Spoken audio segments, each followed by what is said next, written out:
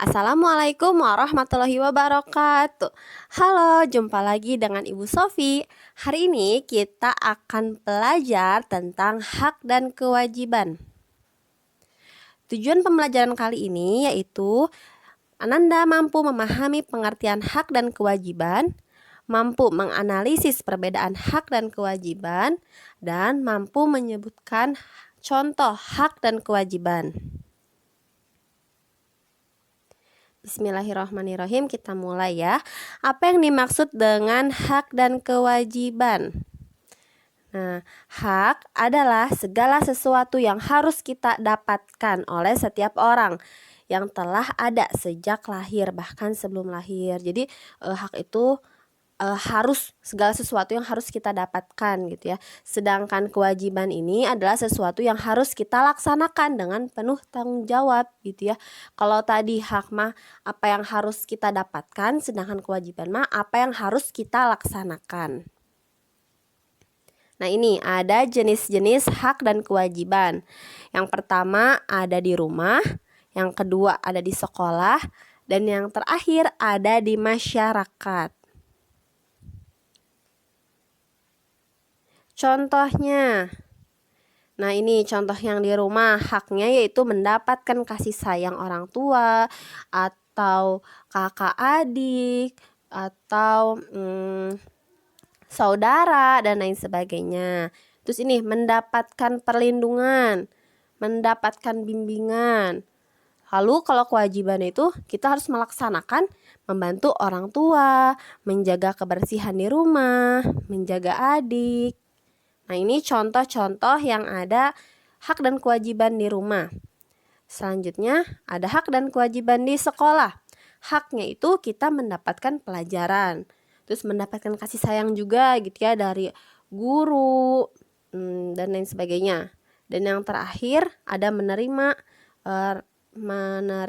rasa aman.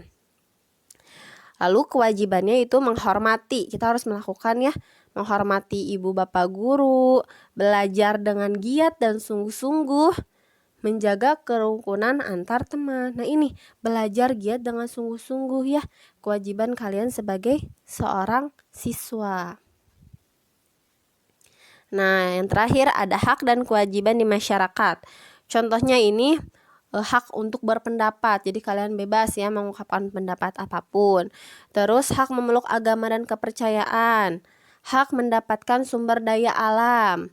Kewajibannya ini menjaga kebersihan lingkungan ya. Jadi jangan lupa untuk buang sampah pada tempatnya.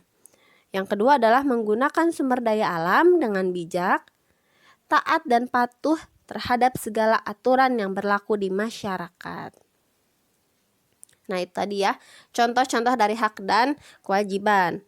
Nah, sekarang kita akan menganalisis mengapa kita diwajibkan menggunakan sumber daya alam dengan bijak. Nah, ini nih. Sumber daya alam berdasarkan sifatnya terbagi menjadi 3 bagian. Yang pertama, sumber daya alam kekal, sumber daya alam yang dapat diperbaharui, dan sumber daya alam yang tidak dapat diperbaharui. Contoh ini ya, sumber daya alam kekal ini merupakan sumber daya alam yang tidak akan pernah habis seperti sinar matahari dan angin ya. Mau segimana apapun gitu ya angin yang dikeluarkan gitu ya, sinar yang dikeluarkan oleh matahari itu nggak akan pernah habis selamanya. Dan sumber daya alam yang dapat diperbaharui ini merupakan sumber daya alam yang masih bisa digunakan berkali-kali dan dapat dipulihkan. Contohnya hewan dan tumbuhan. Nah, sumber daya alam yang tidak dapat diperbaharui ini merupakan sumber daya alam yang terbatas jumlahnya dan apabila terus digunakan secara terus-menerus akan habis. Kayak kemarin ya, kita sudah belajar gitu ya tentang bahan bakar fosil. Itu merupakan sumber daya alam yang tidak dapat diperbaharui gitu ya. Contohnya minyak bumi, batu bara, dan barang tambang. Oleh karena itu, kita berhak mendapatkan, merasakan, dan mengolah manfaat sumber daya alam yang ada di Indonesia.